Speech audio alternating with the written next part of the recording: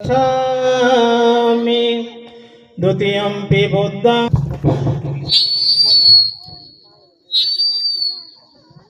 काही आहोत. आपल्याला जे स्वातंत्र्य मिळालं आहे त्यामागे बाबांनी सार्वजनिक पाण्याच्या स्रोतावर प्रवेश नव्हता या अन्यायाविरुद्ध आवाज उठवत बाबासाहेबांनी कविता. मित्रांनो, आजचा हा भव्य सोहळा फक्त एक कार्यक्रम नाही, कारण हे सादरीकरण प्रत्येक मुलीच्या आत्मविश्वासाचे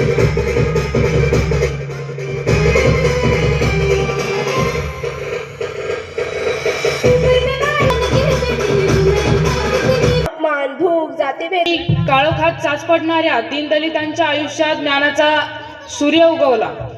मी आज अशा महामानवाच्या जीवनावर बोलणार आहे ज्यांनी काळोखात चाच पडणाऱ्या दीनदलितांच्या आयुष्यात नवा सूर्य उगवला.